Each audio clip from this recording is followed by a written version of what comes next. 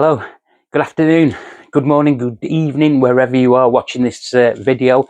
Welcome back to the channel, Up the Reds TV, with me, Andy Cambay. So this one is the post-match of Brighton 3, Liverpool 2. So, and obviously Onslaught's conversations afterwards. So, let's get onto it. Okay. We had 4 games left to play after we secured the title 25 days ago. And I have to say that Onslaught has pulled an absolute masterstroke, if I'm honest with you guys. I mean, it's again what I expected, really. Brighton are trying to get in the back door into the Euros, aren't they? One of the Europa League or conference competitions. So every credit to them. Look, 25 shots they had. Ali made some great saves. We had about 18 or 19 shots. And it was the team that Onslaught picked that he thought would have won the game. Now, I think he would have won the game if he'd have left Dom Slot on the pitch, if I'm honest with you.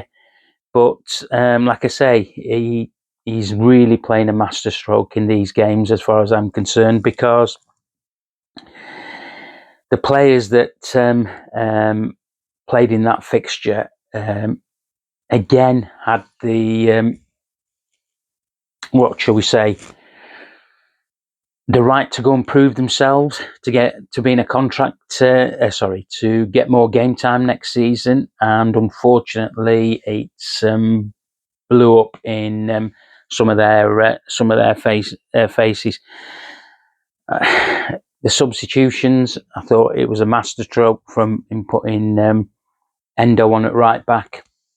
You know, some people might disagree with me on that, but I'm not bothered, because I want our first choice right back out of the club as quick as I can.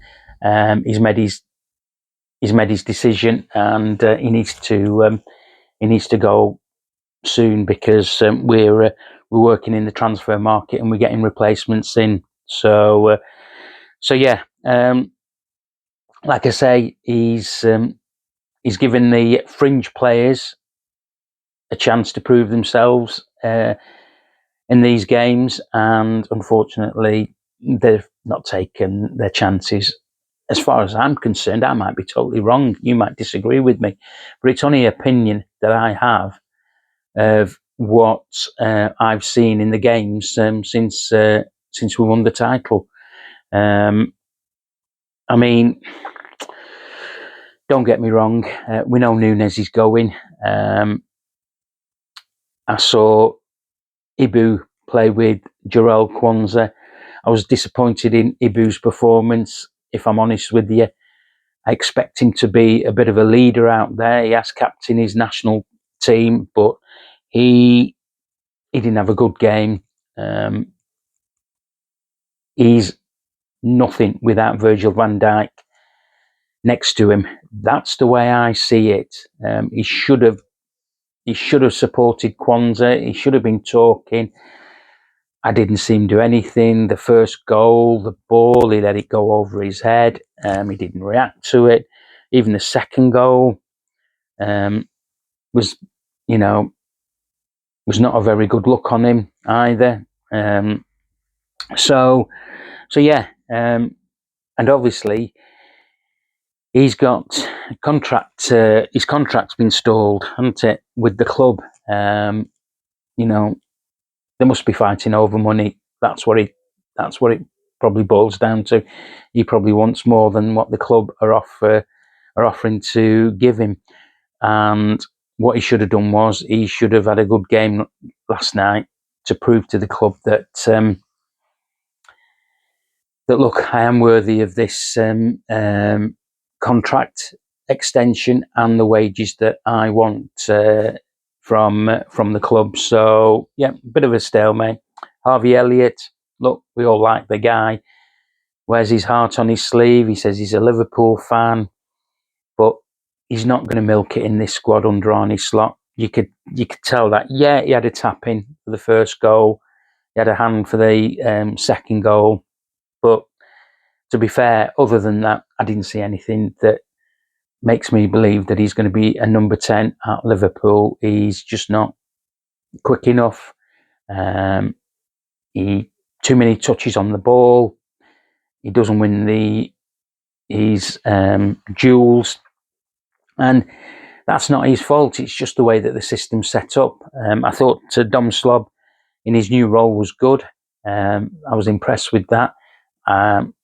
It's a shame. As soon as we took him off, we lost shape a bit, and we ended up losing the game. So yeah, it's just one of those, isn't it? You can't.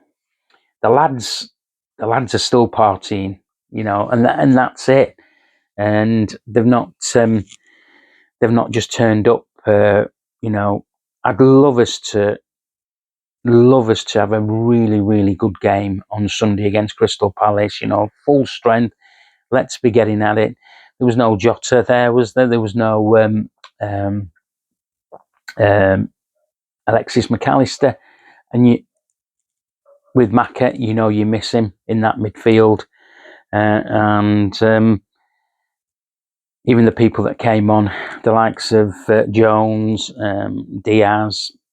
We've talked about Nunes. It's just, they just didn't do anything in that game for us to win the game. Mo missed a sitter. Mo's had another poor game, but that's just Mofi. I'm not going to diss him. What he's done, he's not virtually took us to the title this season. He has been one of the 3 players that have scored X amount of goals to get us through the title. But I would have expected a bit more from him yesterday. As I said, he missed that sitter. 9 times out of 10, he puts it away. And but I just thought his overall play in the last couple of games has been non-existent. And if I was on slot, grow some bigger ones, and you could always haul him off. The competition's been won. So I thought Jarell Kwanzaa did okay, but if a bid comes in for him, would I turn it down? He's got suitors home and abroad. Probably not, but we would have to go out and go and buy another centre, possibly 2. And I don't know. It's going to be a massive summer regarding players coming in and out. I'd love to talk about the players that we've got lined up, but me, I don't say anything about anything. I let the other YouTube channels do it. I let the journos do it until it's confirmed by Liverpool, and then I'll make a statement. But there are some on the horizon there. So yeah, as I was saying, Harvey Elliott, he's another one, isn't he? We had a bid for him. He's got 2 years left on his contract. The words he said after the game, look, he said, I try as hard as I can when I'm asked to play, and I'll always do my best, and I won't let the team down, which is fair enough. But the last couple of statements that he's made, I think he might have realised. I mean, if we are going for one of the top number 10s in Europe, and we get him, it's going to be even less game time for him, unfortunately. So I think he might be looking at pastures new next season. It's just what it is. It's the nature of the beast. This is what happens. Successful teams go out and get players to enhance the squad, even better players in than the ones that we've got, and it's happening under Onslaught, Edwards and Hughes. So yeah, Simicast could be another one on his way out. I thought Conor Bradley did okay. He set up a good goal for Elliott's tap-in, and I just thought overall his game was all right. I don't blame him about not covering for their first goal. Ibu should have done a lot better. He hung him out to dry. He should not be tucking in.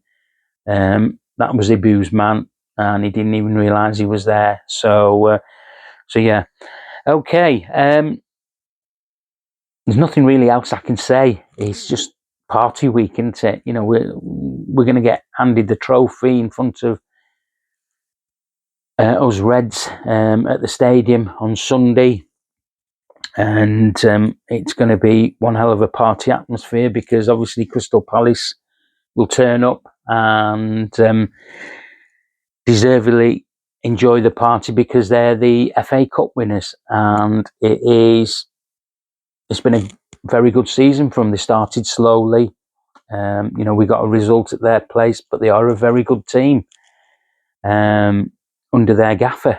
He's making plan. There's one or two, maybe three players that would suit Liverpool from their squad, but yeah, it should be a good atmosphere. I hope we do go strong and we celebrate with a win. I don't want it to be a draw or a loss, because we've taken our foot off the pedal.